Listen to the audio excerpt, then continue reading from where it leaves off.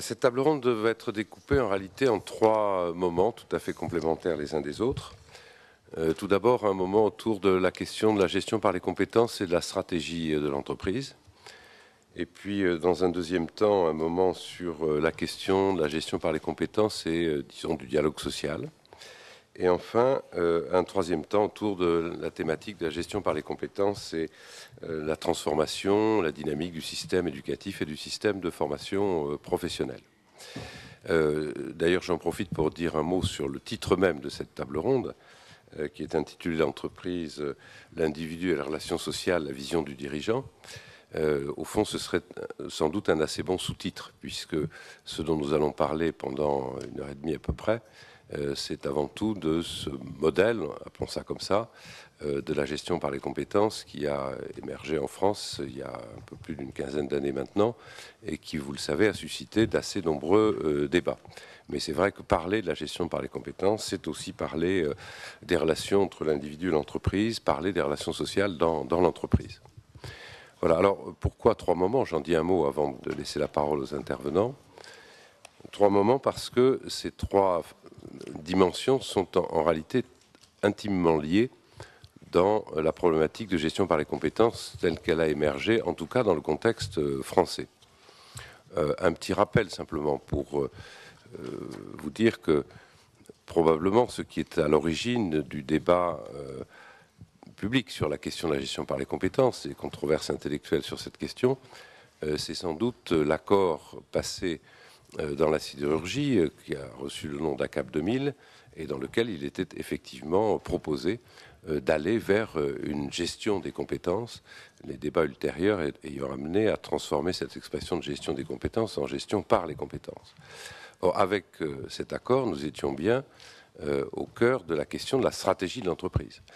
Plusieurs personnes autour de cette table se souviennent que si l'accord a été signé dans la sidérurgie autour de ce thème, c'est bien parce que dans un certain nombre d'entités de la sidérurgie à l'époque, je pense à l'usine de Dunkerque par exemple, on avait pu constater qu'à équipement productif identique, il y avait des différences de productivité tout à fait considérables entre les établissements en France et d'autres situés par exemple au Japon.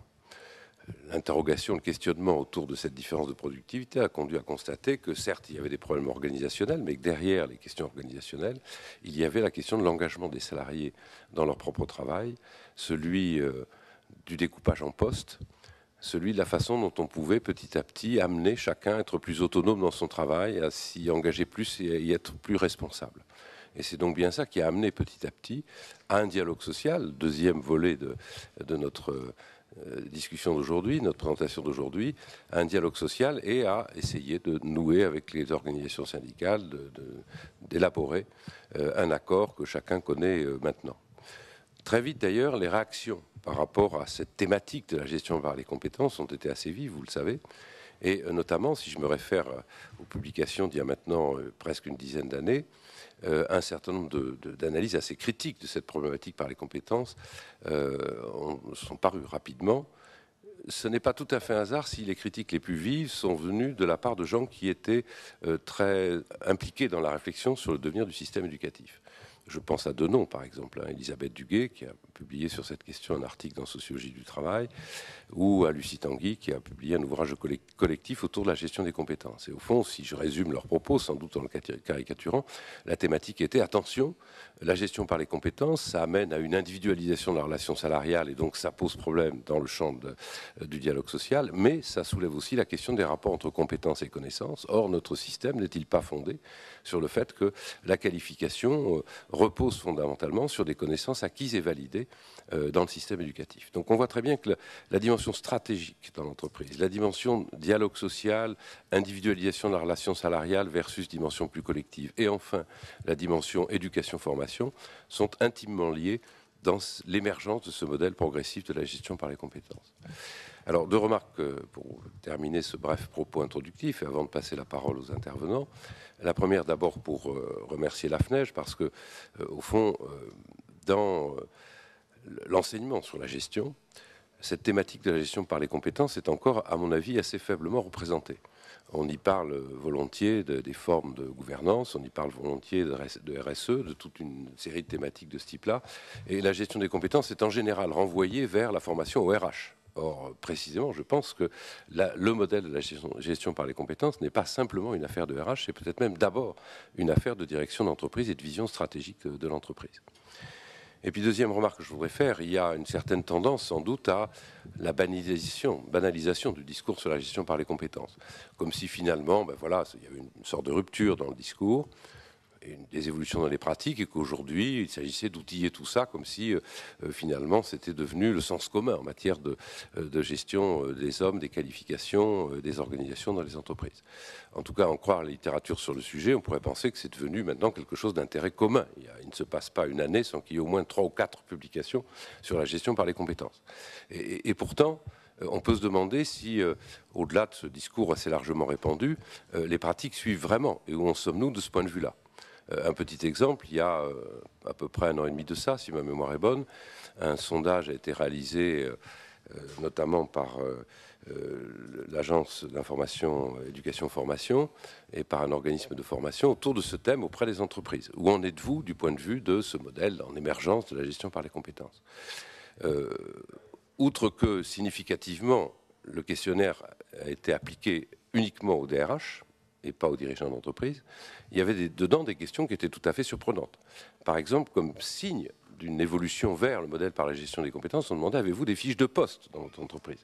Donc on voit bien quand même qu'un modèle qui justement prétendait dire s'en est fini d'une certaine forme de taylorisme, d'une gestion par les postes, etc., finalement est assez peu passé dans les représentations collectives, et qu'encore aujourd'hui on assimile la gestion des compétences, ce qu'au fond on aurait appelé autrefois pratiquement gestion du personnel et développement des aptitudes à l'intérieur de l'entreprise. Voilà les quelques éléments que je voulais donner en introduction. Une ou deux petites consignes de travail. D'abord, nous essaierons de ménager, bien évidemment, un temps d'échange avec la salle, dans la mesure où nous en aurons le temps, parce que j'ai appris qu'à 16h15, il y avait une autre table ronde dans cette salle, donc nous devons impérativement terminer à 16h, ce qui nous laisse un temps très court. Une petite consigne pour les intervenants aussi, même si nous sommes dans une salle qui est petite et que vous avez un organe tout à fait puissant, je vous recommande malgré tout de parler dans le micro, parce que nos débats sont enregistrés, et donc en tout état de cause, il vous faudra appuyer sur le micro.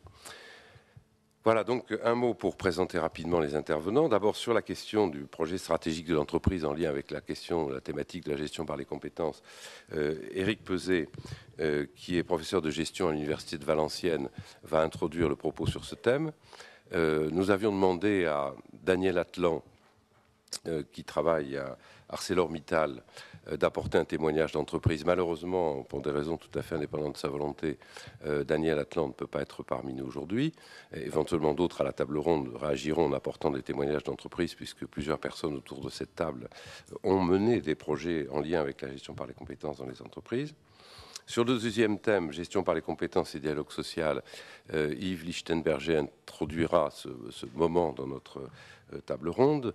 Il dirige le press de, comment dit-on, de l'Université Paris-Est, après avoir été président de l'Université de Marne-la-Vallée et, entre autres choses, directeur du Centre d'études et de recherche sur les qualifications. Et Rosemarie Vanderberg, qui est actuellement présidente de Corian, après avoir dirigé la PHP, avoir été déléguée générale à l'emploi et à la formation professionnelle, réagira à son propos en disant quelle est son expérience et sa vision des choses sur cette dimension du dialogue social. Et puis, donc, pour le troisième moment, autour des questions des enjeux éducatifs et des enjeux en matière de formation professionnelle, c'est Alain Dumont qui introduira le propos sur ce sujet. Et Alain Dumont, tout le monde le connaît, il a été longtemps responsable éducation et formation au MEDEF, et il a porté à bout de bras, peut-on dire, pendant longtemps, cette problématique de la gestion par les compétences. Et c'est Jean-Claude Tricoche de l'UNSA qui réagira à son propos. Alors j'en profite pour signaler, mais il le fera sans doute lui-même, que nous pouvons maintenant, je crois, annoncer, Alain, à l'occasion de cette table ronde, qu'une fondation qui était en gestation depuis un moment, qui s'appellera la Fondation Condorcet, va très très très prochainement voir le jour. Elle aura précisément pour thème la thématique de la gestion par les compétences. Voilà, sans plus tarder, je propose de passer la parole à Éric Peuzet pour qu'il introduise cette thématique du projet stratégique de l'entreprise en relation avec le modèle de gestion par les compétences. Super. C'est bon. Bonjour, je voudrais commencer par dire un mot sur le contexte dans lequel j'ai préparé cette intervention. On avait organisé ça sous forme de discussion par binôme, et aujourd'hui, donc, Daniel Atlan n'est pas là. Alors, je vais vous dire un petit peu à quoi je pense réagir. Évidemment, je n'aurai pas de contradiction, mais après tout, un universitaire qui n'a pas de contradiction, ça s'est déjà vu, donc on peut supporter ça. J'essaierai quand même de le faire le plus... Oui, merci. Alors, un mot d'abord sur la gestion des compétences chez ArcelorMittal. Donc, ArcelorMittal, c'est évidemment une entreprise très intéressante dans le domaine de la gestion des compétences parce que c'est une des entreprises qui a négocié un des accords particulièrement emblématiques. La gestion par les compétences a commencé à être réfléchie chez ArcelorMittal depuis les années 70, et ce que l'on voit émerger dans les années 90, c'est finalement la longue portée d'efforts entrepris depuis une vingtaine d'années. Alors pourquoi est-ce que ça arrive dans les années 90 ? Eh bien, ça arrive dans les années 90 parce qu'il faut restructurer la sidérurgie et que l'État demande à l'entreprise de mettre en place par elle-même les moyens pour financer cette restructuration. Donc c'est à la fois la conjugaison d'une expertise et d'une invitation de l'État à une autonomie, notamment financière, pour les restructurations. Alors, je trouve l'expérience ArcelorMittal particulièrement intéressante parce qu'elle va dans un sens qui me convient tout à fait, qui est celui de la prise en compte d'une certaine subjectivité dans le travail et notamment dans la rémunération du travail. Le jeu étant d'essayer de voir ce qu'on peut tirer de la réflexion à partir de ce cas, fait que je vais aujourd'hui insister sur un point qui me semble particulièrement problématique avec la gestion par les compétences et qui n'est pas lié particulièrement au cas ArcelorMittal. Je dirais l'expérience d'ArcelorMittal est le prétexte pour réfléchir à cela. Alors, ce qui me paraît être particulièrement intéressant pour le management dans la gestion par les compétences, c'est qu'elle constitue un paradoxe. Alors, tous ceux qui étudient, font de la recherche ou pratiquent le management savent que le nombre de paradoxes en management n'est pas encore complètement calculé et que je ne fais qu'en identifier un. Néanmoins, celui de la gestion par les compétences est, à mon avis, particulièrement important. Alors, pourquoi ? La gestion par les compétences suppose une forte adéquation entre le projet stratégique de l'entreprise et l'évolution des compétences individuelles du salarié. L'idée est de ne pas décaler les deux évolutions. Or, il me semble que l'adéquation durable entre le projet professionnel individuel et le projet stratégique de l'entreprise ne va pas de soi. La gestion par les compétences, à mon avis, génère elle-même les contradictions entre ces deux projets. Alors pourquoi ? Gérer par les compétences, c'est garantir à l'entreprise le développement de savoir-faire qui lui permettront d'accroître sa performance, d'un côté. De l'autre, gérer par les compétences, c'est fournir aux salariés un travail plus riche et donc plus motivant. Alors, une enquête européenne de 2005 montre que les métiers les plus satisfaisants sont ceux où l'on rencontre de l'imprévu, de la complexité et l'occasion d'apprendre. Donc, en toute logique, l'intérêt de l'entreprise et des individus ont toutes les chances de se conjuguer harmonieusement. Donc, le paradoxe n'est pas dans la possibilité de rencontre des deux projets, le projet individuel de développement professionnel et le projet stratégique de l'entreprise. Le paradoxe est dans la durabilité du cheminement conjoint de ces deux projets. Et pour montrer à quel point ce cheminement n'a absolument rien d'évident, je me référerai aux travaux du psychosociologue Edgar Schein sur l'ancrage de carrière. Alors, l'ancrage de carrière est lié à la conception de soi à partir de laquelle chacun élabore des stratégies de parcours professionnel. Alors cette conception de soi est construite progressivement, elle est fondée sur les compétences que l'on pense détenir, elle est fondée sur les valeurs que l'on a, elle est fondée sur les motivations. Il existe plusieurs points d'ancrage de carrière, il n'y a pas un ancrage unique. Et ces points d'ancrage, ça peut être les compétences techniques, les compétences managériales, ça peut aussi être la recherche d'autonomie, d'indépendance, ça peut encore être le besoin de sécurité, d'expression de la créativité, donc un nombre important d'ancrages. Et chacun découvre les points d'ancrage professionnels les plus importants pour lui, progressivement au cours de la vie professionnelle. À l'échelle individuelle, les points d'ancrage évoluent au cours de la vie professionnelle. Donc ces points d'ancrage évoluent aussi à l'échelle collective. De façon très significative, dans les années 80, le challenge professionnel et le style de vie apparaissent dans les enquêtes sur les ancrages de carrière. Donc deux points d'ancrage qui, jusque-là, n'étaient pas indiqués par les salariés. Alors si on suit cette analyse, on observe un élargissement du spectre de l'ancrage de carrière. Et c'est une évolution qui n'est pas seulement un effet de l'environnement social sur l'entreprise. On a parlé ce matin du salarié hypermoderne. Je crois que c'est un des facteurs explicatifs, mais ce n'est pas le seul. L'évolution des points d'ancrage n'est pas non plus seulement un effet du changement individuel. Il me semble que cette évolution est provoquée par le management lui-même. Alors, l'entreprise joue un rôle important dans cette évolution parce qu'elle est un lieu où l'on confronte la conception que l'on a de soi à une réalité. Et le management par les compétences agit directement sur la conception de soi à partir des expériences qu'il permet de faire ou au contraire à partir des expériences qu'il interdit. Ces expériences entraînent une remise en cause personnelle, c'est une remise en cause des routines que l'on emploie, c'est une remise en cause par les défis que l'on se lance à soi-même. Et cette remise en cause, elle passe aussi par l'entrée dans des collectifs de travail nouveaux. Les changements organisationnels dans l'entreprise, me semble-t-il, sont intimement liés au management par les compétences. Les compétences individuelles n'ont de sens que si elles contribuent à la formation de compétences organisationnelles. Alors, le cas ArcelorMittal, de ce point de vue, est particulièrement intéressant parce que l'histoire du management par les compétences chez ArcelorMittal, c'est une histoire de l'évolution organisationnelle de la sidérurgie. Alors, il est donc dans la logique du management par les compétences d'agir sur les ancrages de carrière.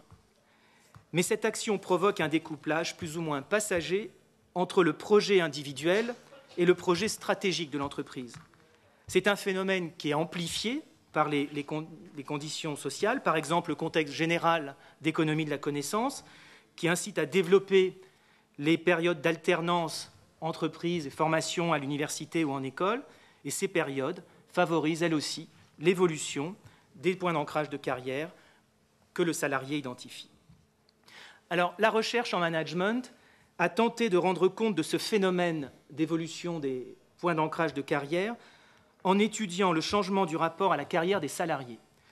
Dans les années 90, a été défini un concept qui est le concept de carrière sans frontières et qui désigne un parcours professionnel choisi et conduit pour satisfaire cet ancrage de carrière.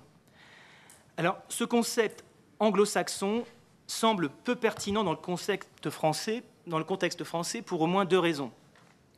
La première raison, c'est que les employeurs eux-mêmes ne souhaitent pas forcément travailler avec des salariés très mobiles. La seconde raison est que les salariés français ne sont pas enclins eux-mêmes à une mobilité professionnelle. Une enquête européenne de 2006, par exemple, montre que le nombre ayant changé d'emploi depuis 5 ans, donc en 2006, était de 27% en France contre 52% au Danemark, qui est présenté comme l'idéal type de l'économie flexible. Alors, il existe finalement un dilemme français entre, d'un côté, l'improbabilité d'une carrière durable au sein d'une même entreprise à cause des changements stratégiques et organisationnels, et puis, de l'autre côté, l'indésirabilité d'une carrière sans frontières et fragmentée. On pourrait penser qu'il s'agit là d'un équilibre français, et que, après tout, si on a trouvé l'équilibre dans dans cette situation-là, il n'y a pas lieu de le faire bouger ou de risquer de le changer. Eh bien, je crois au contraire qu'il faut en parler, parce que, loin de pérenniser un équilibre, cette situation risque de produire une fermentation sociale, un mécontentement latent et structurel. Alors, comment dépasser ce dilemme auquel la gestion par les compétences est intimement liée? On peut d'abord considérer que la gestion par les compétences suppose l'élaboration et la redéfinition fréquente de projets individuels de carrière. Et cette redéfinition fréquente n'est pas simple à faire, elle n'a rien de facile. Élaborer un projet personnel suppose la connaissance des parcours professionnels possibles et on peut aussi observer que les salariés de l'entreprise, quelle que soit leur position hiérarchique, n'ont pas toujours pour eux-mêmes une réponse simple à ce qu'est l'évolution de carrière. Donc, si la gestion par les compétences entraîne l'évolution des ancrages de carrière, avec les risques de tension que cela peut générer, il me semble qu'il ne faut pas craindre le découplage entre projets professionnels individuels et projets stratégiques de l'entreprise. Ce qui importe, c'est d'inventer un management permettant de le gérer. Ce management, et ce sont les pistes que je suggère, je ne vais pas malheureusement l'inventer devant vous, bien que j'ai essayé. Ce management est un management qui dédramatise les projets de mobilité, qui sont des projets nécessaires à la réussite d'un mode de gestion par les compétences dans l'entreprise. Pour cela, on peut par exemple envisager de développer des politiques de mentoring en se différenciant des politiques basées sur la structure hiérarchique, qui sont les plus classiques. Elles permettent de favoriser la transmission des compétences tacites. Elles permettent d'accélérer les processus d'intégration de nouveaux arrivants. Et elles atténuent les effets négatifs des départs sur l'organisation. Deuxième point qui me semble aussi important à considérer, il sera utile d'accepter les projets de mobilité des salariés. Et enfin, on peut envisager d'intégrer dans la formation des managers un savoir-faire de conseil sur les transitions professionnelles, et l'élaboration de cette formation doit, de mon point de vue, être envisagée à un niveau inter-entreprise et, je pense aussi, en concertation avec les organisations syndicales. Donc, en conclusion, je pourrais résumer ainsi mon propos. Le management par les compétences qui s'appuie sur un engagement fort des salariés doit aussi accepter une prise de distance des salariés par rapport à l'entreprise. Cette prise de distance a une triple dimension. C'est une distance par rapport à la structure hiérarchique, en développant, par exemple, les politiques de mentoring. C'est une prise de distance par rapport aux politiques RH de gestion des carrières internes, en considérant comme légitime le projet de mobilité professionnelle. Et enfin, il s'agit de favoriser une prise de distance des salariés par rapport à leur propre expérience, en considérant que la connaissance des enjeux individuels de la mobilité professionnelle fait partie de la formation des managers. Je vous remercie de votre attention.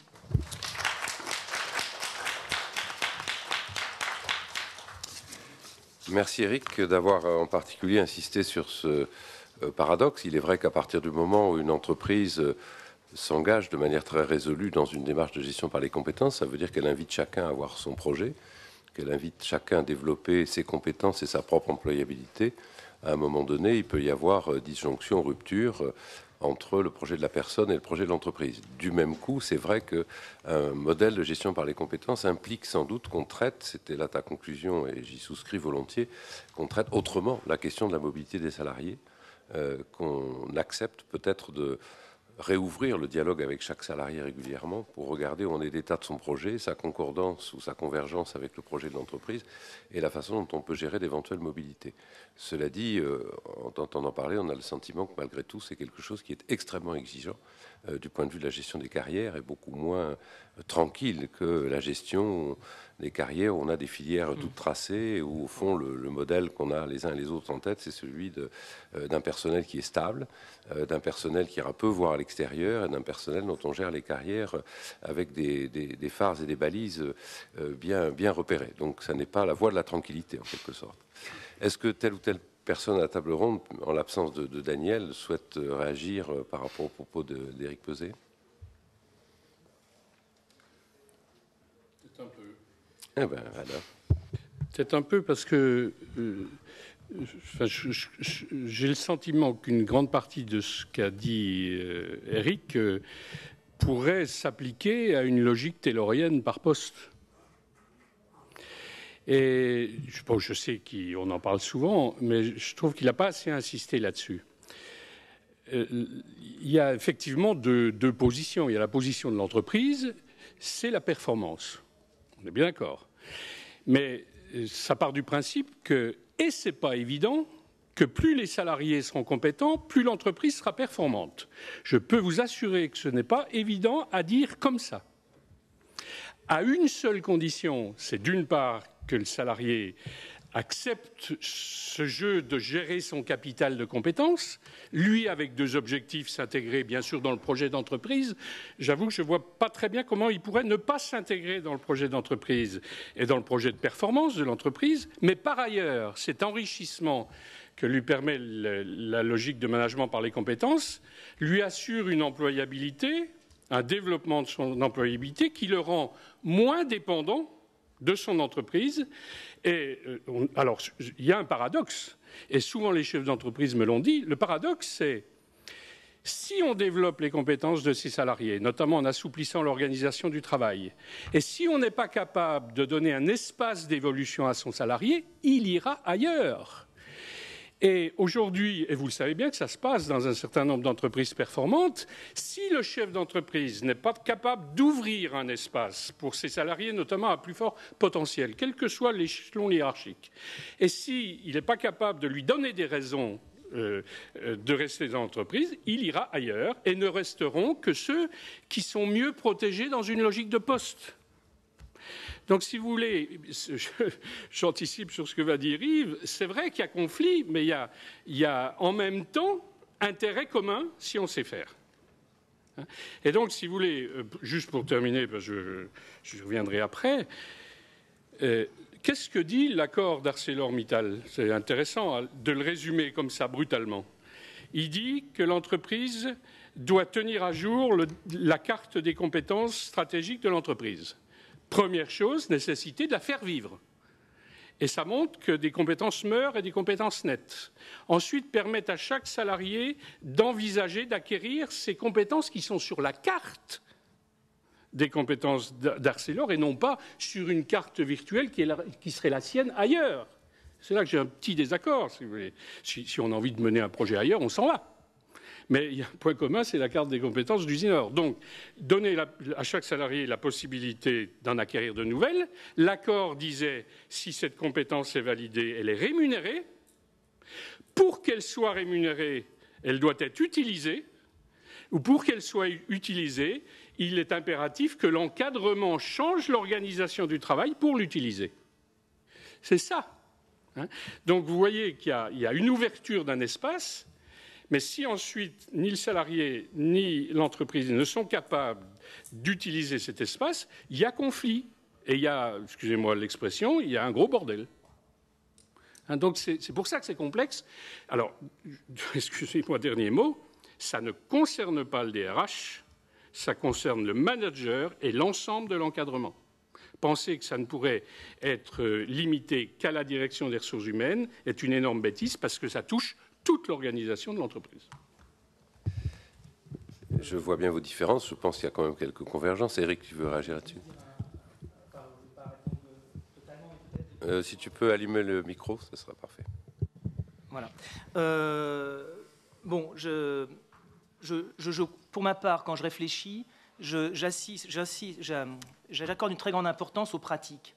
Donc, c'est vrai que l'accord peut être lu de la façon dont Alain en parle. Et je crois qu'il faut le lire comme ça. Simplement, je crois qu'en pratique, le mot employabilité est un mot qui est vide de sens si on n'est pas capable de prendre en compte les contraintes que les salariés rencontrent sur le marché du travail. Je veux dire, l'idée que les salariés peuvent partir quand ça ne va pas est une idée fausse, à mon avis, et d'autant plus fausse que ces salariés disposent d'un réseau professionnel qui n'est pas satisfaisant. Je crois que pour que l'employabilité puisse fonctionner, il faut que les salariés puissent bénéficier d'un conseil indépendant qui puisse les aider à réfléchir. Donc, et dans mon esprit, il n'y a pas du tout de trahison de l'entreprise, absolument pas. Des gens autonomes, après tout, c'est le vœu de beaucoup d'employeurs. Le deuxième point que je voudrais souligner, il y en aurait beaucoup d'autres, comme vous l'avez peut-être senti, mais je vais me limiter à deux. Le deuxième point que j'aimerais souligner, c'est qu'il me semble que la formation par les compétences que va pouvoir donner une entreprise est nécessairement une formation liée au contexte organisationnel de l'entreprise et que cette formation, elle est très marquée par la culture de l'entreprise. C'est ce qui en fait sa performance, c'est ce qui en fait sa limite en termes de transférabilité sur le marché du travail.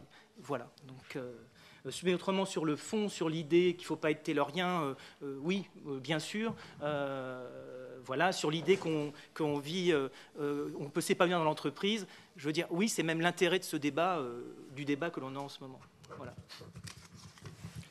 Oui, alors, quelques mots, effectivement, à partir du discours d'Éric Peset, du point de vue des salariés, si j'ose dire, puisqu'il faut que chacun dans cette table ronde joue son jeu.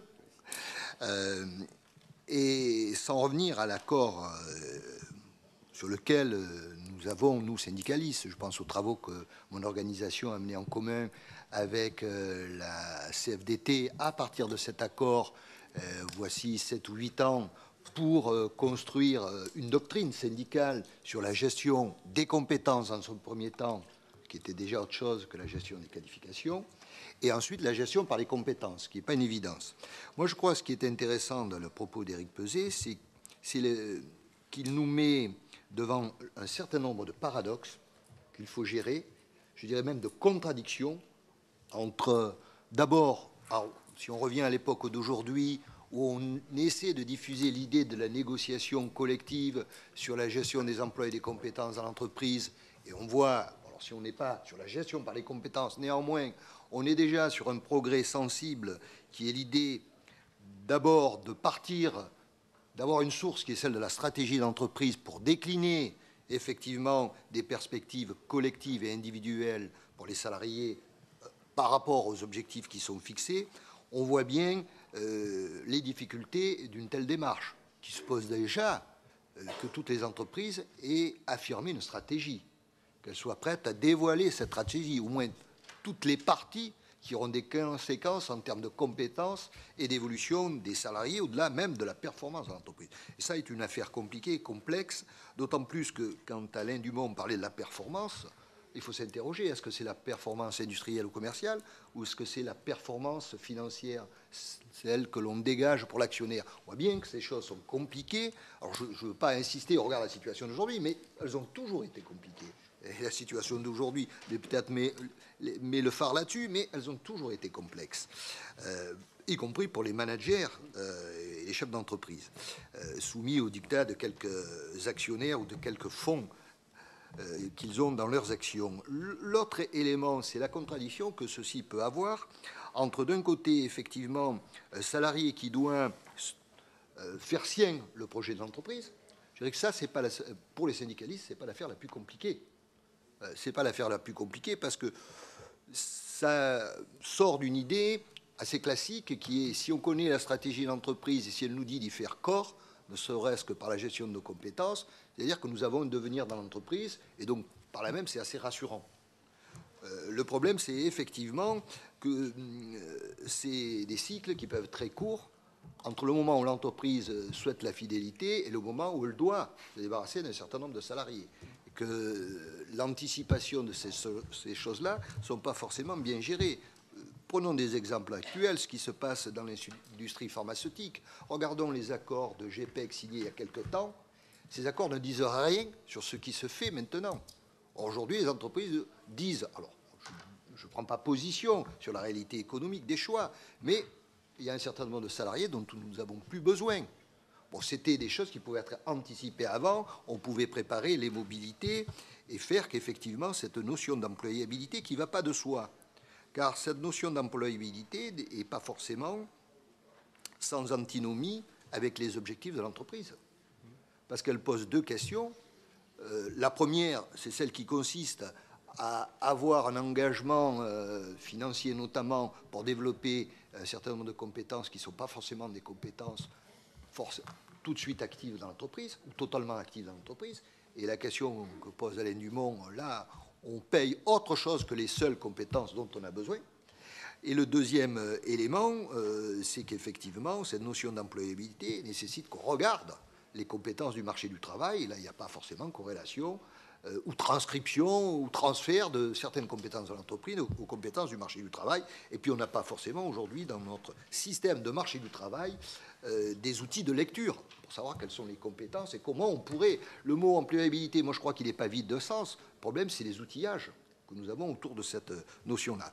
Ce faisant, moi, j'en tire, et ce sera mon dernier mot, que tous ces paradoxes, voire ces contradictions, on va les retrouver dans le dialogue social dans l'entreprise. Ça va être le lieu de la gestion de toutes ces contradictions, d'où la complexité. Merci Jean-Claude d'assurer une si belle transition par rapport au deuxième temps de la table ronde. Retenons quand même de ce premier temps ce mot de paradoxe, peut-être même de contradiction, et cette tension, au fond, je dirais volontiers, qui existe entre un modèle un peu ancien, dont tout le monde s'accorde à dire qu'il n'est plus de mise, avec une logique de poste, une logique de filière toute tracée, des progressions qui sont déterminées par le modèle de management et dans lesquelles le salarié doit se couler, et puis un autre modèle dont, au fond, on se rend bien compte qu'il n'aurait pas plus d'efficacité, qui est une sorte de marché libre de la compétence où les organisations sont mouvantes, le management change en permanence de stratégie, il n'y a plus guère de dimension collective, il n'y a plus que l'individu dans une relation contractuelle avec un employeur à un moment donné pour valoriser la compétence qu'il détient. Bon, nous ne sommes pas non plus, nous n'avons pas non plus le sentiment qu'un modèle de ce type aurait une efficacité quelconque. Je crois que le modèle de management par les compétences garde une dimension collective, tout en laissant, évidemment, la possibilité à l'individu de construire beaucoup mieux son projet.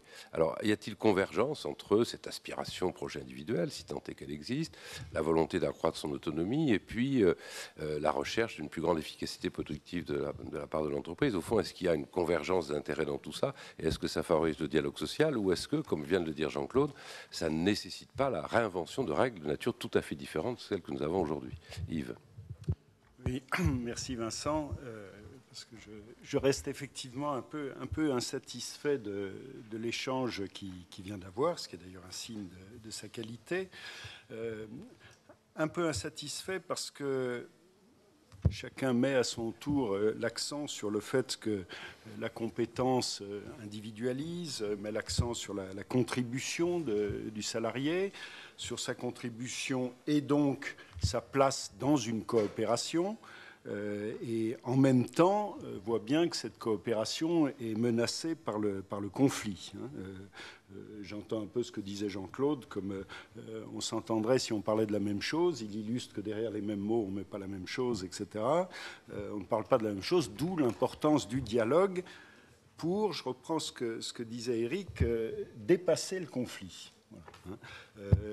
Dédramatiser, disait-il, et il nous donnait 2 recommandations par rapport à ça, de sagesse.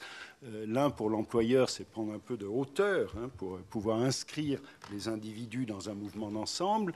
Et puis l'autre pour le salarié, c'est de prendre de la distance par rapport à l'entreprise. Or, il me semble que ces 2 recommandations, toutes les 2 conduisent à déconnecter la coopération du travail lui-même. À le déconnecter du travail, et donc du coup le dialogue social il vient, c'était plus net encore dans le propos d'Alain, il vient équilibrer ce qu'est ces éléments qui divergent dans la coopération. Et donc c'est exactement ça que je voudrais interroger, parce que il me semble que cette idée que la coopération est naturelle et qu'elle est menacée par le conflit, et donc qu'il faut du dialogue social pour éviter, écarter, annuler les conflits, annuler les causes du conflit, etc., d'où recherche d'un intérêt commun, etc., me semble tout simplement une idée souvent utilisée de façon très idéologique, mais tout simplement très peu réaliste. Très peu réaliste, aussi réaliste que des notions qui leur sont souvent associées, les accords gagnant-gagnant, etc., qui me semblent peu réalistes parce que dans tout changement, dans tout accord, il y a de la perte et du gain, et les deux ne s'équilibrent jamais. Ils ne s'additionnent pas, ils ne se soustraient pas, ils ne s'additionnent ou ne se soustraient que lorsqu'on réduit le dialogue social au salaire. Et donc là, on peut faire du salaire l'équivalent de toutes les formes de nuisance, de toutes les formes de précarité, de toutes, etc. Et à ce moment-là, on a une mesure unique et on peut mesurer le solde. Et donc, ils ne s'additionnent pas, ils ne se soustraient pas, ils ne s'équilibrent pas.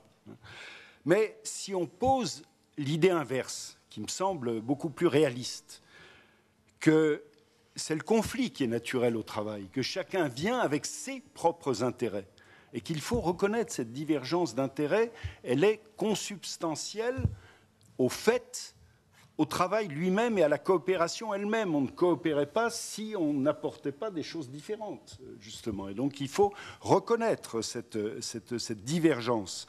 Et donc le conflit est naturel au travail, mais que chacun engagé, employé, est aussi sous contrainte de coopération. Donc c'est du côté de la contrainte que je mets la coopération, c'est d'ailleurs clairement du côté de la contrainte qu'est le travail, et ce n'est pas, contrairement là aussi à des idées reçues, ce qui est gênant dans le travail. Ce qui est gênant dans le travail, ce n'est pas qu'il soit une contrainte, c'est au contraire parce qu'il est une contrainte, qu'il est une participation à un ordre social, qu'il permet à un individu de prendre place dans la société. C'est parce qu'il est une contrainte qu'il est source d'identité. C'est parce qu'il est une contrainte qu'il est source de socialisation. Et quand on enlève tout ça, eh ben, on n'a plus rien. Il n'y a plus aucune raison d'avoir la moindre reconnaissance. Et s'il n'y a pas la moindre reconnaissance, il n'y a pas non plus la moindre identité. Et on désagrège encore plus profondément les relations. Et donc, c'est un peu ça qui me permet de garder cette idée de la richesse du conflit en disant qu'on peut penser la transformation en termes de coopération en gardant cette idée du conflit. On peut garder l'idée du dialogue en gardant celle de la confrontation. J'ai été très, très éclairé par... c'est un chapitre d'un grand cours qui a été prononcé, je crois, en 1908 à Strasbourg, donc un sociologue allemand sur le conflit qui s'appelle Simmel, et qui dit on a l'habitude de dire que le conflit, c'est ce qui divise. Or, quand je regarde les choses avec réalisme, dit-il, je constate exactement l'inverse. C'est-à-dire, ce sont les causes du conflit. Et c'est au moment où les gens sont divisés et vont se tourner le dos qu'ils s'attrapent. Et en s'engueulant, en s'attrapant, au contraire, ils recréent du lien social. Et quand on sait bien engueuler, mais comment tu as pu penser ça de moi? C'est quand même incroyable. Mais comment tu as pu faire ça? Mais c'est pas ça que j'ai fait, etc. Après l'engueulade, il y a cette espèce de sérénité parce que chacun a changé d'identité très profondément. Et donc le conflit, il est ce qui permet du lien social. Alors, il prend des exemples sur les rapports mère-fille, sur les etc., mais on peut en prendre tout autant au sein des relations de travail. Le conflit, il est ce qui permet de travailler avec des gens avec lesquels vraiment on n'aimerait pas passer ses week-ends, si je puis dire des choses comme ça.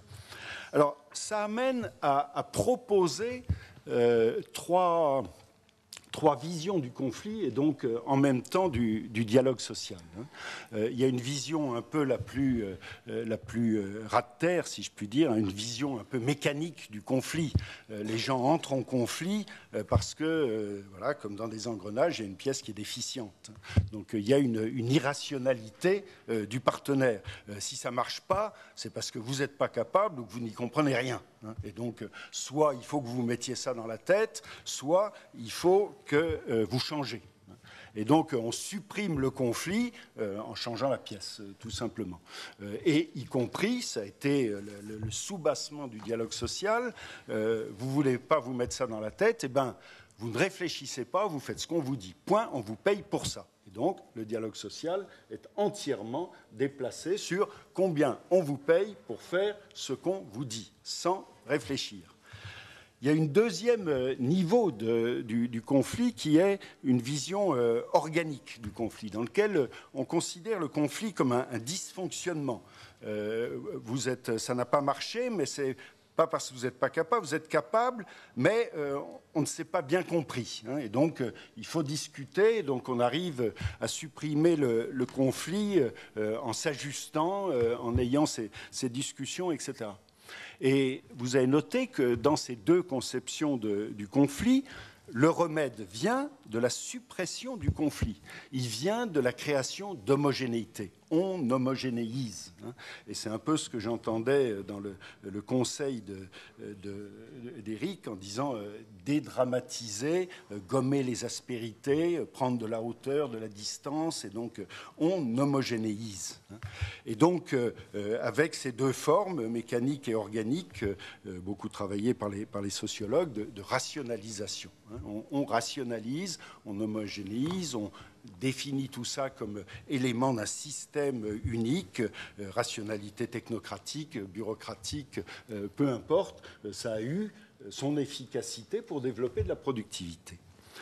Mais ce qui m'intéresse, c'est que dans ces deux cas, on est passé à côté de quelque chose qui me semble tout à fait exceptionnel, c'est la chance de l'innovation. C'est la chance de l'expression de l'originalité, de la saisie d'opportunités nouvelles. Or, il me semble que de plus en plus, dans les questions auxquelles est confrontée l'entreprise aujourd'hui, elle ne peut y faire face. C'est un peu ça le fondement de cette idée de gestion par les compétences. C'est l'employeur dit à ses salariés, voilà où on aimerait y aller, je n'y arriverai pas si vous n'y mettez pas du vôtre. Si vous n'apportez pas quelque chose d'autre que ce que je suis capable de vous prescrire, de vous commander, etc. Donc, faites preuve d'originalité devient un élément crucial dans l'organisation elle-même. Bon, c'est aussi pour ça, je suis attaché à cet aspect-là, qu'on voit un peu les universités reprendre du poil de la bête aujourd'hui, parce qu'elles sont porteurs de recherche, et que là où les grandes écoles apparaissaient comme un peu homogénéisantes, elles se tournent vers le modèle universitaire en intégrant de la recherche, parce que c'est un apprentissage de l'innovation. Et donc, il faut arriver à une troisième théorie du conflit, où le conflit peut être le moteur de la transformation technique, économique et sociale, où chacun est respecté, non pas en fonction de sa place dans le système, mais en fonction de ce qu'il apporte de divergent. Et où on peut quand même faire des accords, non pas parce qu'on a des intérêts communs, ça me semble complètement irréaliste, mais parce qu'on peut se mettre d'accord sur des objectifs communs de transformation, des règles de résolution des problèmes. Et donc, pour travailler ensemble, il faut se donner des objectifs. C'est quelque chose que j'ai appris dans des négociations, notamment des négociations dans l'intérim ou dans des questions de temps de travail sur le commerce, dont certains se rappelleront ici. La négociation ne peut pas se nouer entre partenaires dans un face-à-face, dans un choc d'identité, simplement dans un choc d'intérêt. Il faut qu'il y ait du tiers par rapport à ça. Il faut qu'il y ait quelque chose qui amène les partenaires en choc de face à face à se mettre côte à côte face à ce qui leur est commun. Et ce qui leur est commun, c'est la situation dans laquelle ils sont. C'est la situation de travail au quotidien. C'est pas supporte ça au travail parce que tu auras ceci, tel espoir de développement, etc. C'est dans le travail lui-même qu'il faut éprouver ce conflit-là et nouer cette coopération. Et donc, dans ces modes d'organisation conflictuels ou complexes, c'est finalement, on parle de la même chose quand on parle de choses conflictuelles ou de choses complexes, c'est-à-dire qu'on ne peut pas résoudre, qu'on ne peut pas homogénéiser, dont on est obligé de garder la disparité des dimensions. Ces organisations, on se refuse justement à simplifier en homogénéisant, que ce soit par le salaire ou par les directives. Il me semble que le terme de compromis prend un sens nouveau, pas celui simplement de compromission, où on est ramené à l'intérêt d'un acteur dominant, ni simplement de marchandage, où on cherche à équilibrer justement, mais il retrouve ce sens étymologique qu'il a. Compromis, c'est un échange de promesses, c'est-à-dire c'est le pari risqué par les deux parties, que l'acceptation de la coopération peut conforter son intérêt, l'intérêt de chacun. Et je terminerai là-dessus. Il me semble qu'il y a deux conditions pour que le dialogue social puisse se nouer de cette manière-là. La première, et il me semble que c'est quelque chose qu'on voit effectivement se développer dans les négociations en situation complexe, qu'on voit de plus en plus se développer. La première, c'est la nécessité de partir d'un diagnostic initial, de constituer cette réalité commune dans laquelle chacun des acteurs a une part de responsabilité. Je me rappelle, dans l'intérim, ça commençait par bande de négriers, bande d'irresponsables, etc. Et évidemment, on n'allait pas loin. Mais à partir du moment où on disait, voilà ce qu'est la situation de l'intérim aujourd'hui, voilà ce qu'est la situation des intérimaires. Est-il acceptable que les intérimaires qui ont des sessions courtes aient, à chaque fois qu'ils tombent malades, ça a été le tout premier point, ce qu'étaient les carences, etc., à chaque fois, etc. Bon. Et donc, personne ne trouvait ça normal. Donc voilà, des points sur lesquels on peut faire évoluer la réalité, trouver des objectifs pratiques communs. Donc cette nécessité du diagnostic, de partir d'un diagnostic commun et de ce que l'on n'accepte plus. C'est là-dessus, ces changements de pratique, que les choses peuvent s'engager. Et puis, la deuxième, c'est qu'à partir du moment où on s'accorde sur des règles, sur des objectifs, il faut que chacun puisse vérifier, la réalité n'étant pas certaine, qui ne s'est pas fait avoir, qui ne s'est pas fait rouler là-dedans. Et donc, il faut des dispositifs d'évaluation, des transformations opérées, des dispositifs de suivi qui permettent de réajuster. Et on trouvera ça, ou on peut trouver ça aussi bien dans des accords sur des changements, par exemple, de règles d'organisation du travail. On peut trouver ça dans des accords, c'est ce qui a été évoqué, sur des évolutions de carrière, etc. Si tu t'impliques là-dedans, alors tu pourras avoir ça, etc. Il faut pouvoir le vérifier, s'ajuster et pouvoir évoluer de cette manière-là. Merci Yves. Bon, d'abord, je voudrais dire que j'aime bien la position d'Yves sur, au fond, la vertu du conflit. Je crois que ce n'est pas très français, effectivement. On essaie beaucoup d'éviter le conflit. Ça a une connotation négative. C'est très hegélien, d'ailleurs, ta position. Et moi, ça me rappelle les 10 années passées avec Antoine Riboud entre 86 et 96, dans lequel il prônait le double projet économique et social, mais en disant... il n'y a pas de réussite sociale s'il n'y a pas de réussite économique, parce qu'à ce moment-là, il n'y a rien à partager. Mais il n'y a pas non plus de réussite économique s'il n'y a pas de réussite sociale, puisque la réussite dépend beaucoup de l'implication, de la motivation des personnes, ce qui a l'air d'aller dans le sens de mon voisin de droite sur la convergence des intérêts. Mais il ajoutait... ceci dit, les managers ont spontanément la tentation de privilégier l'économique, et donc il leur faut en face d'eux des contre-pouvoirs. Il pensait aux syndicats, à un moment où ce n'était pas très bien vu au CNPF de l'époque, pour leur rappeler les nécessités sociales. Il avait aussi une formule que j'aime beaucoup, que je vous livre, dans le langage de l'époque, c'est l'incompétence économique des ouvriers n'a d'équivalent que l'incompétence sociologique des cadres. Je trouve ça assez joli.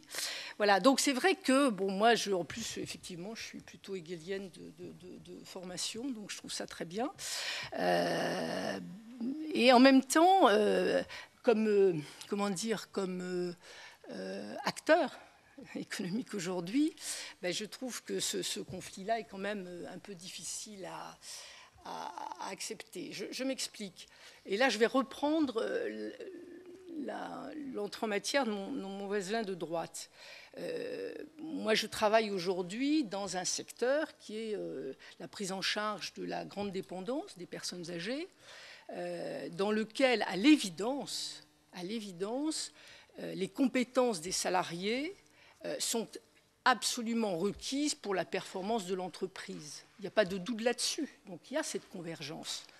Je veux dire, on ne peut pas réussir ce projet si, je dirais, dans chacune de nos maisons de retraite, auprès de chaque personne âgée, dépendante, atteinte d'Alzheimer, il n'y a pas des salariés qui, au quotidien, auront le souci de prendre en charge le mieux possible de la personne. Et là, vraiment, je voudrais insister, ce n'est pas des compétences au sens chic du terme, intellectuel, etc. C'est des compétences très pratiques. Mais je vous assure que ça fait la différence, et vous le savez si vous avez des parents dans cet état, ça fait la différence entre la personne âgée qui est bien prise en charge, et celle qui n'est pas prise en charge. Et je pense que c'est aujourd'hui un problème important, ce n'est pas anecdotique, ça va devenir de plus en plus important. Et c'est aussi un domaine dans lequel la fameuse distinction entre connaissance et compétence, sur lequel est largement basée, on le rappelait au début, la gestion par les compétences, a toute sa pertinence. Parce qu'on peut avoir des gens très formés, avec des niveaux de formation, des qualifications, des diplômes, qui sont tout à fait incapables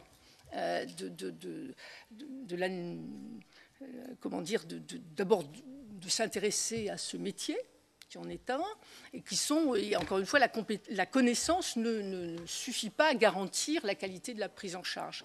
Et la qualité de la prise en charge par des choses très modestes, qui sont la capacité de compréhension d'une communication non verbale, une sorte d'empathie. C'est pas des dispositions innées, ça s'apprend. Mais ça ne s'apprend pas dans les livres. Et donc moi, je suis tout à fait convaincue depuis longtemps déjà que c'est vraiment un domaine dans lequel il y a intérêt à développer cette reconnaissance des compétences. Ce n'est pas facile, je le dis au passage, parce que pour parler après du dialogue social, parce que nous sommes en France, dans un pays où, je dirais, la reconnaissance, notamment la première reconnaissance qui est quand même celle des salaires, elle passe par le niveau de formation. Je veux dire, j'ai dirigé les hôpitaux de Paris entre fin 2002 et 2006. Donc j'ai eu l'occasion de connaître cet épisode tragique de la canicule. La PHP a dans ses établissements des établissements gériatriques. La pénurie de personnel qualifié se concentrait sur la gériatrie. J'ai donc fait des efforts importants pour mettre en évidence, reconnaître les compétences gériatriques. On a même mis avec Vincent Merle en place un certificat interne, je dirais, appuyé sur la validation des acquis en gériatrie, en considérant d'ailleurs que ces acquis en gériatrie est un investissement pour une carrière dans tout l'hôpital, puisque de plus en plus les hôpitaux recevront des personnes âgées. Et donc la capacité, encore une fois, d'éviter les contentions, d'éviter la dénutrition, d'éviter les escarres, c'est des vraies compétences extrêmement utiles. Et nous avons eu la possibilité de les mettre en évidence, et nous avons eu la possibilité, y compris, de les reconnaître. Et tu te souviens avec moi, Vincent, de la difficulté que nous avons eue d'abord à faire admettre ce projet sur le thème « Attendez, tout ça, on l'apprend à l'école d'infirmière ». Bon. Et deuxièmement, donc, ça fait partie de la connaissance normale qu'a tout diplômé. Et donc, grosse difficulté de faire admettre cette idée de compétence par rapport au diplôme. Et deuxièmement, dans la fonction publique, difficulté encore plus grande d'attacher comment dire, un plus salarial à cette reconnaissance de compétences, parce que si vous connaissez un peu le système, on ne peut pas imaginer que dans l'hôpital, on mette quelque chose de plus uniquement sur les compétences et pas sur le diplôme en gériatrie, sans qu'immédiatement la pédiatrie réclame la même chose, la réanimation, etc. Bon. Donc, grosse difficulté effectivement, de mettre en évidence ces compétences et de le faire reconnaître. Donc, je trouvais qu'après cette expérience passionnante, mais un peu difficile à la PHP, je l'ai trouvé dans le groupe que j'ai rejoint, Corian, que j'ai rejoint exactement il y a 2 ans, qui est donc un groupe spécialisé dans la prise en charge de la dépendance. Nous gérons à peu près 170 établissements en France, plus en Italie, en Allemagne.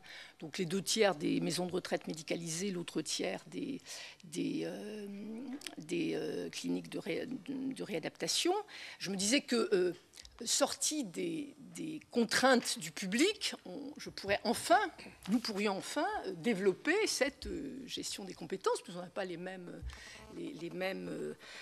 contraintes. Hein, on n'a pas les mêmes contraintes de statut. Hein, alors simplement, ça m'amène au sujet de la table ronde, puisque si j'ai bien lu, en général, les femmes, je suis la seule ici, on est assez besogneuses, donc on part du sujet.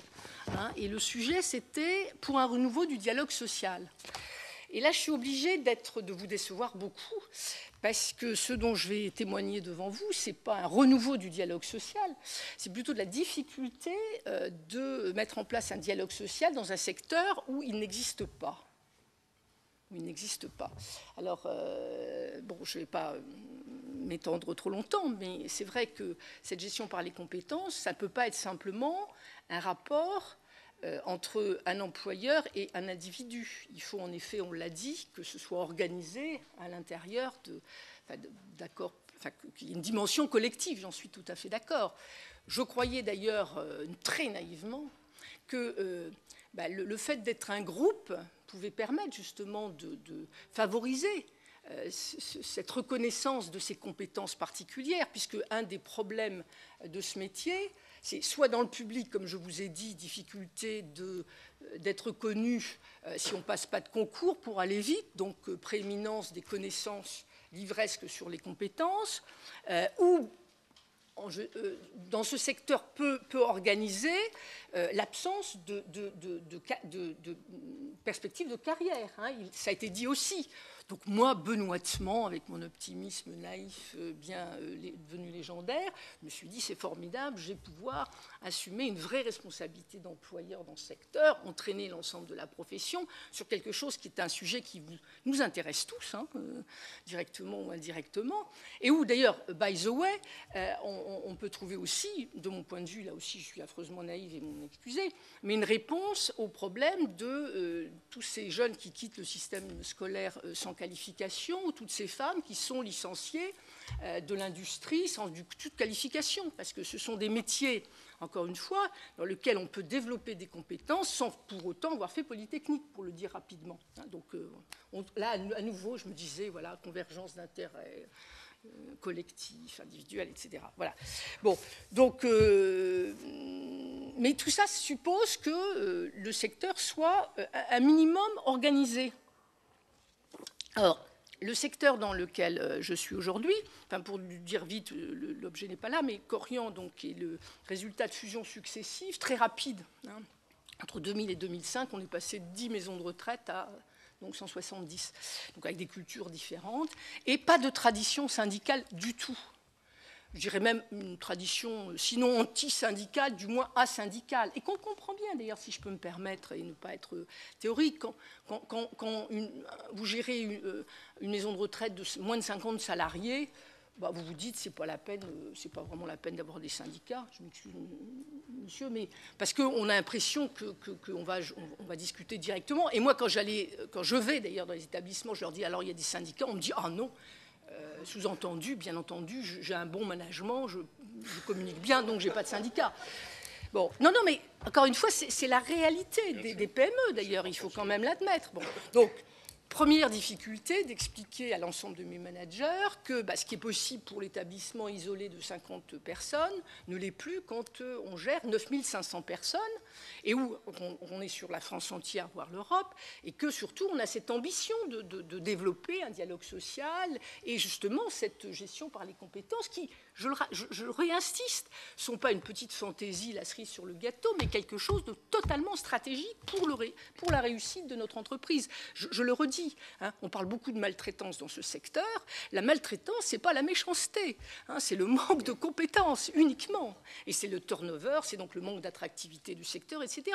Donc, si vous voulez, là, je ne fais pas de philosophie, mais clairement, le développement des compétences, et ce n'est même pas des infirmières, des aides-soignantes qui s'occupent des personnes âgées, qui leur font la toilette quand elles sont Alzheimer dépendants, etc., et la réussite de l'entreprise, ça va ensemble. Donc là, la convergence est évidente. Simplement, donc, encore une fois, il faut essayer d'organiser le dialogue comme ça. Donc d'un côté, j'ai donc mes managers qui se demandent vraiment pourquoi je vais,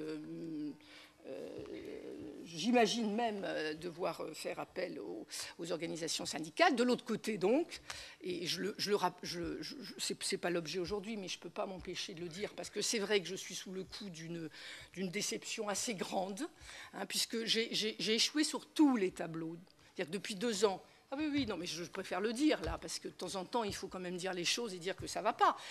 Il y a donc exactement, en juin 2006, à peine arrivé, je m'adresse aux fédérations syndicales pour qu'on négocie une US, puisque la réalité juridique, on a 135 établissements, ça n'a pas de sens, alors qu'on est un groupe, donc je trouvais normal d'inviter les fédérations pour dire mettons en place une architecture sociale qui corresponde à notre réalité économique. Les choses ne se passent pas dans chaque maison de retraite et SSR, ça se passe au niveau central. Bon, alors je sais bien qu'entre le terrain et le niveau central, c'est trop écarté, il faut un niveau intermédiaire. Donc mettons-nous d'accord sur des établissements qui seraient régionaux. Bon, tout ça a capoté lamentablement. Donc, premier échec, on n'a pas voulu de l'US, puisque en gros, les organisations syndicales voulaient bien de l'US, mais il fallait aussi que nous acceptions qu'il y ait un délégué syndical, donc par organisation syndicale, ça en fait 5, par maison de retraite et clinique. Bon, donc, pas besoin de vous faire un dessin. Et bon, je veux dire, puis, bon, voilà, donc c'était la première chose. Et c'était intéressant d'ailleurs, parce que c'était, pour revenir au conflit, c'est parce que quand je leur disais, mais attendez, on ne négocie rien au niveau de maison de retraite, il n'y a pas besoin de délégué syndical, on me disait, ah oui, mais le directeur, il faut du poids contre le directeur. Et effectivement, la question, et on revient à l'histoire de conflit, c'est de dire, bon, est-ce qu'on va construire le futur système de dialogue social sur les inconvénients de l'ancien ? Donc, premier échec, premier fiasco, l'US qui ne marche pas. Alors, deuxième échec, je passe très vite, mais ce n'est pas sans rapport. On ne peut pas, vous l'avez dit, parler des compétences sans parler des salaires. Bon, je suis la première à reconnaître que les salaires dans cette profession sont beaucoup trop bas. Ils sont d'ailleurs très bas. Pourquoi ? Pour 2 raisons principales. C'est que la référence, c'est la fonction publique, que dans la fonction publique, les salaires sont fonction du diplôme. Et d'ailleurs, j'ai des souvenirs cuisants faisant partie de la commission Alzheimer, de discussions où j'essayais d'appeler l'attention sur ce sujet. On me disait, bah oui, il va falloir créer un niveau 4 pour les gens en maison de retraite. Vous voyez bien, donc on retombe dans ce que je disais. Niveau 4, c'est le bac, donc voilà. La capacité de ce pays de reconnaître encore une fois les compétences et pas seulement les niveaux d'éducation nationale est en cause. Et puis bon, je veux dire, bien entendu, il y a un effort à faire du point de vue de la profession, mais enfin, c'est pas à vous, je dirais, qu'une entreprise ne peut pas toute seule, je veux dire, augmenter très considérablement les salaires, même s'ils étaient mérités. Bon, je vous la fais courte. On a essayé d'avoir une négociation au niveau national, puisque même si l'US avait capoté, moi j'avais naïvement encore pas renoncé à une négociation d'ensemble, parce qu'au passage, c'est un autre sujet, mais les situations des gens étaient très différentes. Il me semblait quand même que dans un groupe, il était assez normal, justement, si on voulait encourager la mobilité, d'arriver à une certaine harmonisation. Après de longues séances de discussion, nous avons eu droit à une grève dure, dans 30 établissements sur 180, qui s'est déclenchée sur le mot d'ordre suivant. Si on n'a pas plus 11% de salaire et plus un 13e mois, soit 20% d'augmentation, on n'a même pas besoin de discuter. Et là, j'ai fait l'expérience j'ai fait l'expérience de la difficulté pour l'entreprise de ne pas avoir en face d'elle des interlocuteurs simplement un tout petit peu formés. Parce que je me suis ensuite adressée aux différentes fédérations quand je leur disais, mais enfin, est-ce que vous pensiez une seconde qu'un groupe comme le nôtre pouvait accorder cela? Évidemment, ils m'ont dit, bah oui, mais c'est ce qu'on demande au début de la négociation. Ben oui, sauf que ce n'est pas du tout ce qui s'est passé. Moi, on me l'a demandé à la fin de la négociation. C'est-à-dire que tout le monde sait, la CFDT au début était partie sur +5, et, bon, et tout le monde s'est rallié à la fin sur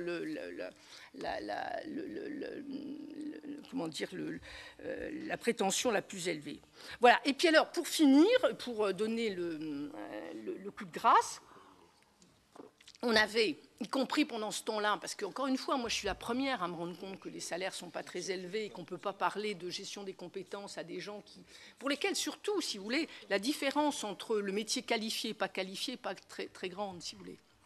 Juste pour le dire, quelqu'un qui passe de la différence de salaire entre aide-soignant, encore une fois, qui fait les toilettes, qui s'occupe de la personne âgée, qui a cette responsabilité très importante de s'apercevoir au moment de la toilette qu'il y a un danger d'escarre, qu'il y a un danger de dénutrition, etc. C'est une responsabilité très lourde. Elle gagne 50 € de plus que la fille qui fait le ménage autour du lit. Bon.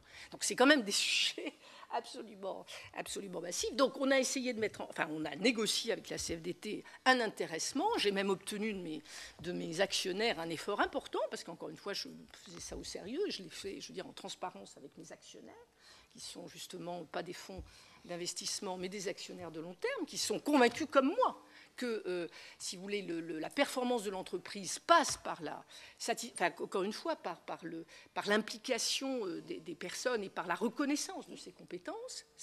Encore une fois, j'insiste, il n'y a pas de débat là-dessus. Bon, cet accord a été signé et la CGT, la FO et la CGC, qui n'a d'ailleurs aucun élu dans l'entreprise, je le dis pour vous, puisque vous vous rapprochez, ont fait opposition. Et alors, le charme de notre code du travail est tel que, si vous voulez, comme je vous ai dit, nous ne sommes pas du tout syndiqués, donc le calcul de la représentation s'est fait sur un périmètre ridiculement petit, n'est-ce pas? Puisque, comme vous le savez peut-être, on ne peut compter au titre de la représentativité on ne peut pas compter s'il y a eu un deuxième tour ou s'il y a eu deuxième tour. Bon, donc je crois que la représentativité, elle est vraiment calculée sur une espèce de confetti. Néanmoins, elle donne la majorité aux syndicats qui sont opposés. Donc nous n'avons aujourd'hui pas d'intéressement. Voilà. Donc voilà, c'est vrai que je suis un peu découragée. et au lieu de prétendre vous apporter des solutions, bah, écoutez, je dis ça très simplement et à votre beau cœur, monsieur, dame, si vous avez des pistes à me donner, moi j'avoue que je suis un peu découragée. Voilà. Merci pour le propos.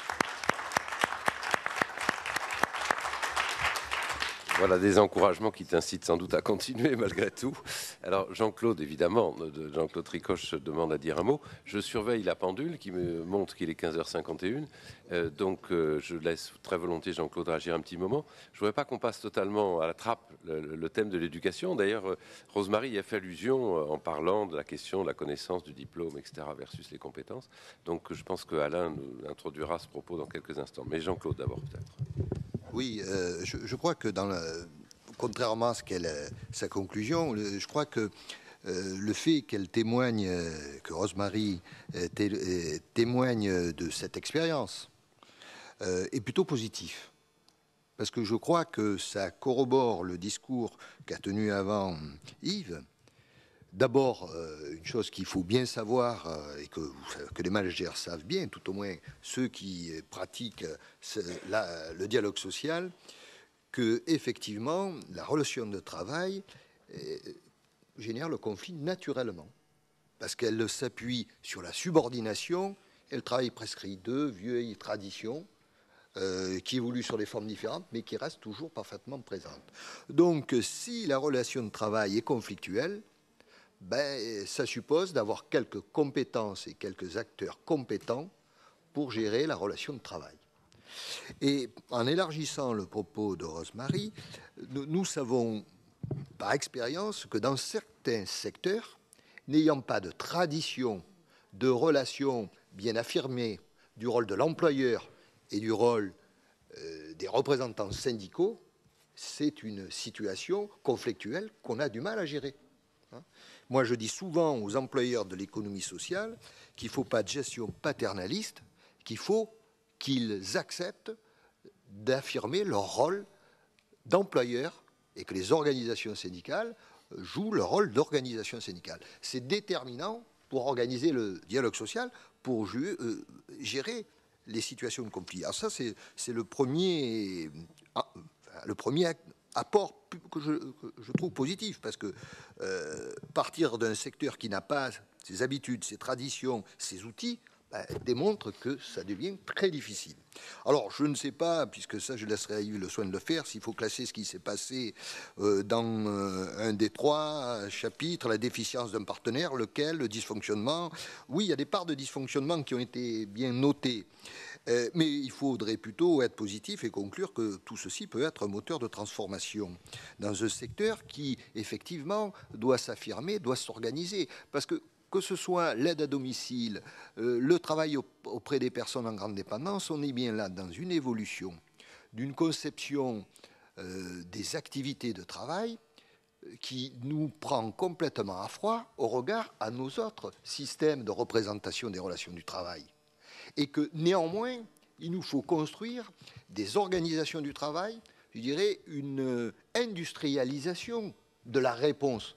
Sinon, c'est le travail précaire, c'est la non-compétence des gens qui agissent. Alors tout ceci dans un secteur où il ne faut pas que cette organisation aille à contresens de l'objectif qu'on se fixe. Et là, on se heurte à cette troisième difficulté, c'est que, a priori, la nature des compétences et la façon de les reconnaître ne calent pas avec nos standards habituels.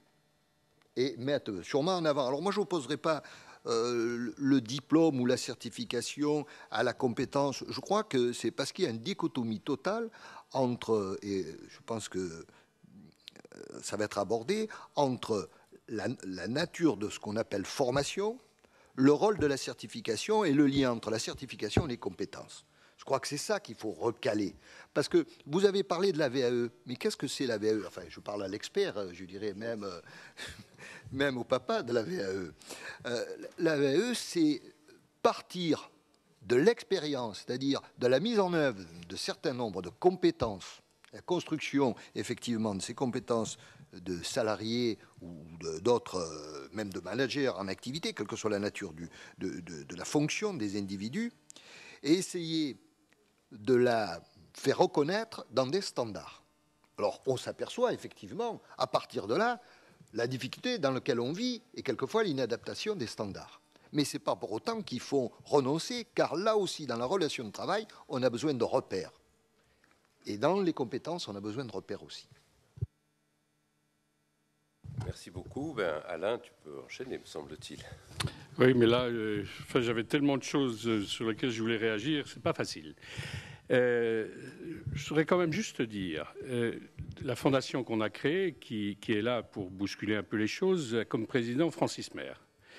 Et Francis Maire me dit, chaque fois que je le vois, Dumont, dans la crise de la mondialisation, avant la crise financière, et bien sûr accentuée aujourd'hui, la seule chance de notre pays, c'est de faire un bond quantitatif et qualitatif gigantesque à la qualification et à la compétence. On est persuadé que ce ne sont pas les modèles qui gèrent le dispositif actuel qui sont capables de ça.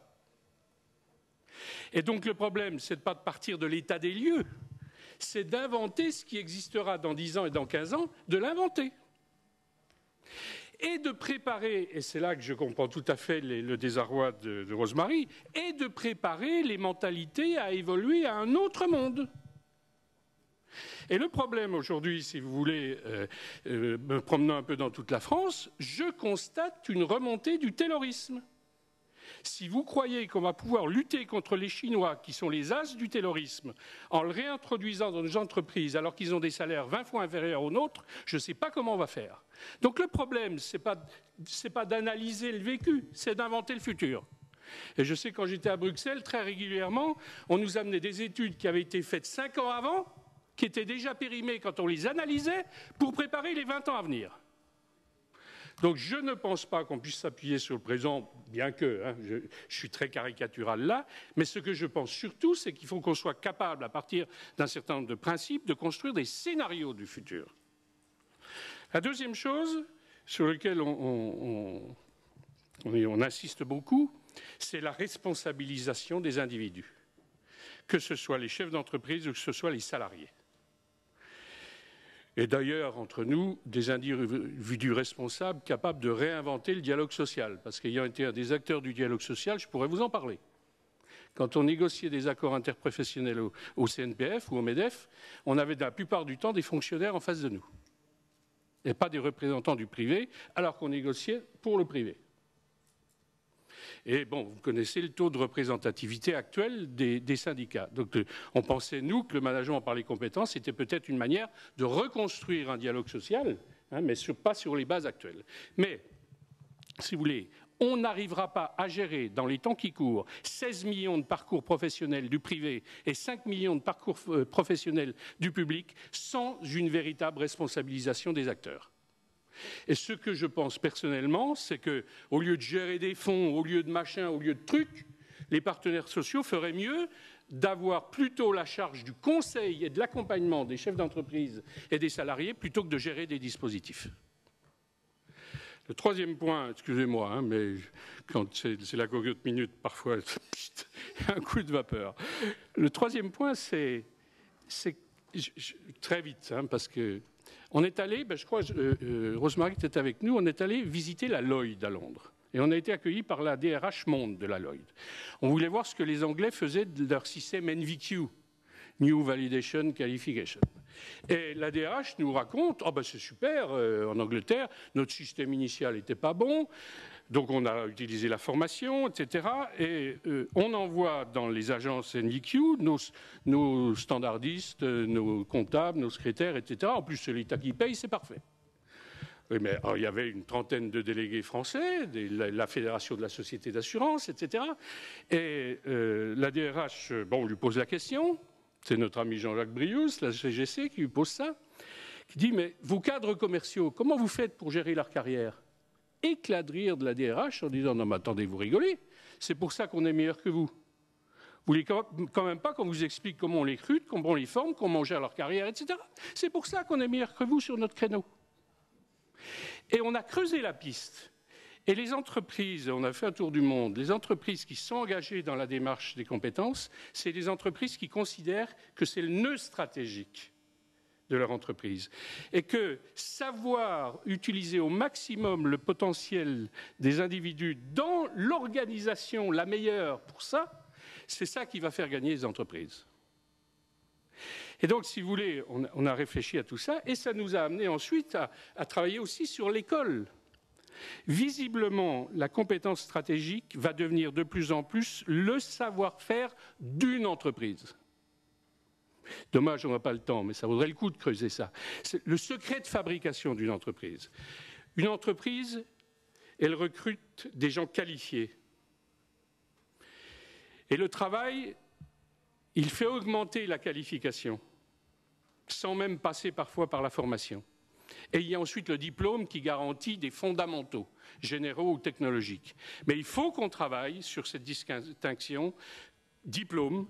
Et on a eu tort de demander à l'école, à mon avis, et à l'université, un produit fini. Elle ne saura jamais faire. La qualification qui est à construire tout au long de la vie, et personnellement, j'étais un défenseur de l'idée que c'était aux partenaires sociaux à construire cette qualification, y compris avec une vision transversale, parce que les branches enfermaient leurs salariés dans une vision verticale, et qu'ensuite la compétence professionnelle était quelque chose qui était validé par l'entreprise parce qu'elle appartient à l'entreprise. Je ne dis pas que j'ai raison, mais c'est en tout cas un chantier que nous devons ouvrir. Je suis de plus en plus persuadé qu'on ne pourra pas augmenter à l'infini l'investissement de formation initiale, qu'il faudra l'étaler tout au long de la vie. Comment, par qui, avec quel partenaire? Bon, excusez-moi de la brutalité, mais il était 16 heures, il fallait le dire. Merci pour cette cocotte minute qui est pleine d'idées. Malgré le temps qui passe, je laisse volontiers Jean-Claude Tricoche réagir à ce propos. Oui, effectivement, Alain nous invite à affronter un défi important qui remet un peu en cause non seulement des modes de fonctionnement, mais des modes de représentation. Alors, parler de remise en cause des diplômes dans un pays où tout est organisé par rapport aux diplômes, c'est un sacré chantier, un sacré défi, et qu'on ne sera pas de trop pour essayer de faire bouger les choses, mais il faut être réaliste, c'est très conflictuel cette affaire-là. C'est très conflictuel, d'abord pourquoi ? Parce que c'est nos habitudes, nos traditions.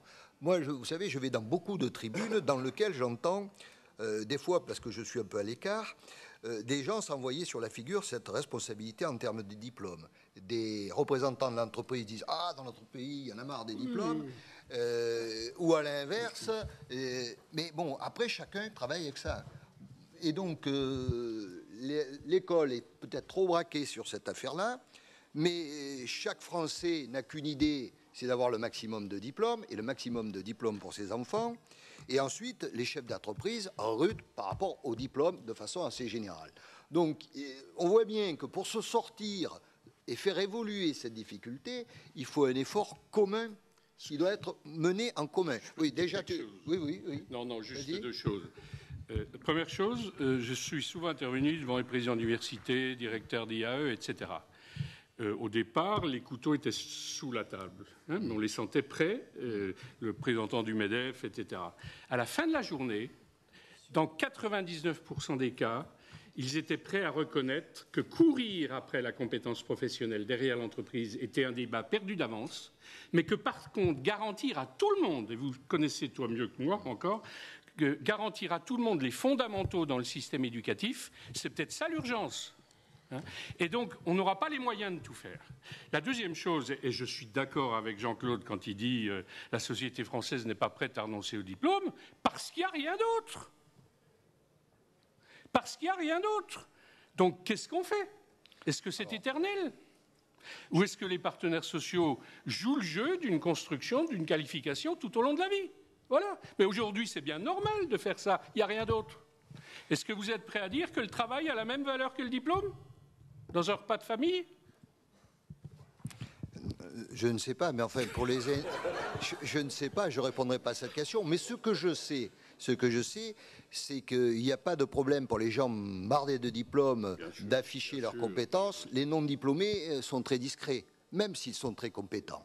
Alors ça aussi, c'est des choses qu'il faut gérer. Mais je pense qu'effectivement, on peut rentrer les couteaux sur une affaire comme ça parce que ça ne nous fait pas beaucoup avancer. Alors, tu as dit quels étaient les enjeux. Et je crois que, bon, c'est contenu dans la stratégie de Lisbonne. Il faut qu'on change de dimension parce que c'est bien la recherche, l'investissement, l'initiative et les compétences qui sont notre seule garantie pour développer une compétitivité qui soit notre plus-value face aux concurrents. Bien entendu, c'est une évidence si on veut maintenir notre modèle social, même s'il doit évoluer. Donc à ce sujet-là, est-ce qu'on peut trouver un accord pour ceux qui en sont moins convaincus d'aller dans ce sens-là, de dire qu'aujourd'hui, on arrête d'avoir un slogan qui est la formation tout au long de la vie et qu'on voit comment, effectivement, on permet aux individus d'évoluer tout au long de la vie. Et on cale ces affaires de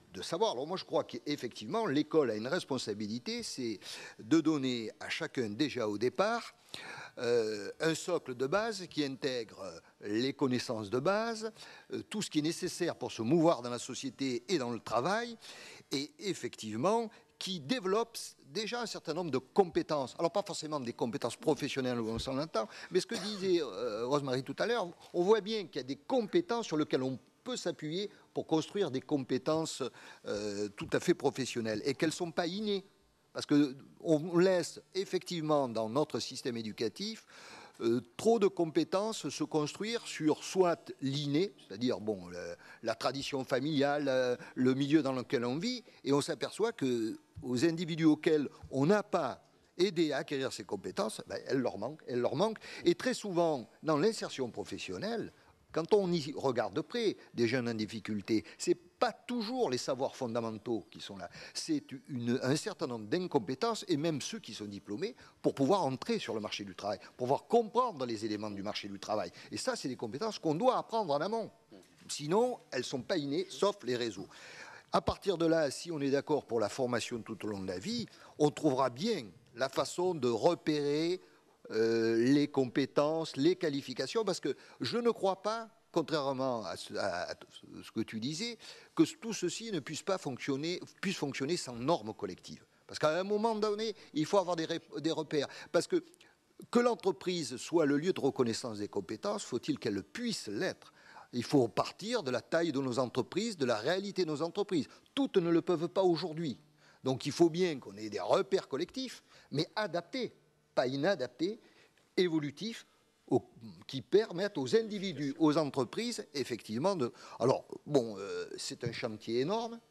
Je pense qu'il y a de plus en plus de bonne volonté pour s'y attaquer. Le problème, c'est que tout le monde a une série d'outils à défendre. Et on voit bien qu'autour de, et je conclurai là-dessus, autour de la réforme de la formation professionnelle, ce débat ne peut pas avoir lieu, car chacun des trois acteurs défend ses outils, ses précarés, son financement, et que partant de là, cette affaire-là, on la laisse de côté. Est-ce qu'il ne serait pas la responsabilité du politique, à un moment donné, de faire en sorte qu'on arrive à cette question-là? Merci beaucoup, Jean-Claude, d'avoir apporté ces compléments et d'introduire cette notion de repère collectif. Je vois qu'on nous presse de quitter la salle. Alors, malheureusement, nous n'aurons pas le temps d'échange. Je voudrais simplement à la fin rajouter, si vous voulez bien, une petite note culturelle. Je sais que le management s'ouvre aujourd'hui à la dimension culturelle. Et rajouter que tout ce dont nous avons débattu là, probablement on pourrait dire la même chose dans d'autres pays de niveau de développement comparable, mais en même temps, je pense que c'est aussi un débat qui a une dimension très française. Fouinant pendant mes vacances autour des thèmes qui me sont favoris, je suis tombé sur un bouquin par hasard chez un bouquinier, j'y fais une allusion, qui s'appelle « Le culte de l'incompétence ». Il a été écrit par Émile Faguet, éminent professeur à la Sorbonne, essayiste, académicien, en 1911. Et il y a un plaidoyer, évidemment, pour tout ce qui est la démarche des compétences, avec les termes qui sont ceux de l'époque. Je tiens d'ailleurs à insister sur le fait qu'il y a eu 17 éditions de ce bel ouvrage, et que non content de ça, Faguet a fait une suite. Et la suite, c'est un deuxième ouvrage dont le titre commence par 3 petits points, et l'horreur des responsabilités. Tout à fait intéressant. Et alors, je vous cite un tout petit passage de ce bouquin, du premier bouquin. Les examens dans notre pays sont tous fondés sur un contresens, je veux dire sur la confusion entre le savoir et la compétence. Ils cherchent la compétence très consciencieusement et ils croient la trouver dans le savoir, ce qui est une erreur. L'examen demande au candidat qu'il sache et le concours demande au candidat qu'il sache plus que les autres. Et c'est presque tout ce que demandent examen et concours. Voilà. Donc tout ça pour dire que nous avons aussi quelques vieux atavismes dans notre pays et j'espère que le débat que nous avons eu maintenant contribuera à bouger un peu les lignes pour préparer demain, comme nous l'a suggéré Alain. Merci en tout cas à nos intervenants.